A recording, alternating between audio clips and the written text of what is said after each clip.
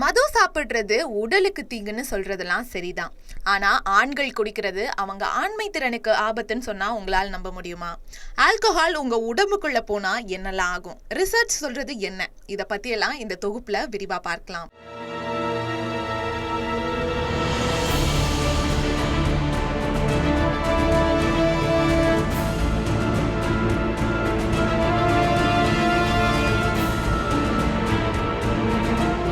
முதல்ல உங்க உடம்பு ஆல்கஹாலை எப்படி அப்சார்ப் பண்ணுதுன்னு சொல்றேன். இத 3 பகுதிகளா பிரிச்சுக்கலாம். முதல்ல வயிற்று பகுதி. ஒரு நபர் மது அருந்தும் போது அது அவங்க வயிற்றுக்குள்ள போனதும் 20% ஆல்கஹால் நம்ம ரத்தத்துல கலந்து உடல் முழுக்க பரவுது. மீதம் இருக்க 80% ஆல்கஹால் சிறுகுடல் மூலமா ரத்தத்துல கலக்குது. இரண்டாவது லிவர்.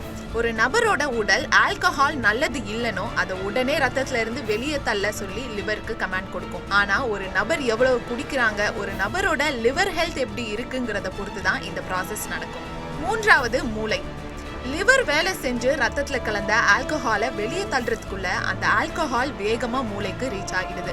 நம்ம ஒழுங்கா நடக்க, பேச, டெசிஷன் எடுக்க உதவியா இருக்க முன்பக்க மூளைய முதல்ல அஃபெக்ட் பண்ணுது இந்த ஆல்கஹால். இதனாலதான் ஒரு நபர் மது அருந்தின அப்புறம் தடுமாறி நடக்கவோ உளரவோ செய்யறாங்க. இது மட்டும் இல்லாம ஆல்கஹால் ஒரு டிப்ரெசண்டா வேலை செய்யறதுனால இது மூளையோட எல்லா வேலையையும் ஸ்லோ ஆக்கிடுது.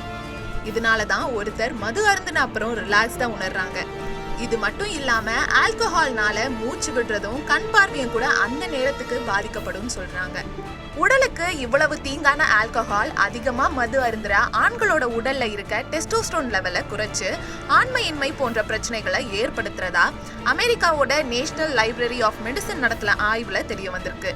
ஏசியாவிலேயே அதிகமா மது கன்சியூம் பண்ற நாடான தென்கொரியாவை சேர்ந்த 314 ஆண்களை வச்சு எடுக்கப்பட்ட இந்த ஸ்டடியில அதிகமா மது அருந்துற ஆண்களுக்கு ஆண்மை குறைபாடு ஏற்படுகிறதா கண்டுபிடிக்கப்பட்டிருக்கு.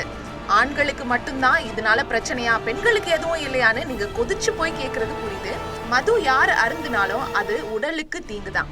மது அருந்துறது பெண்கள் மத்தியிலையும் irregular menstrual cycles, early menopause அப்படியான பல பிரச்சனைகளை ஏற்படுத்துறதா நிறைய ஸ்டடிஸ் கிளைம் பண்ணுது.